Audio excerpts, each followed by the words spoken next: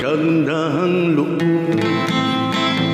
ay nagyari sa sino man.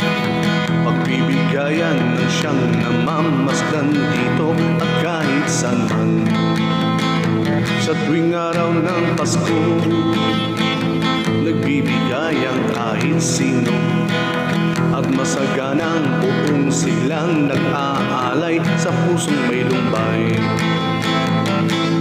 Ang damdamin ganyan sana ay laging taglay ng bawat isa, upang ang buhay natin ay lumaging ligtas sa pagdurusa.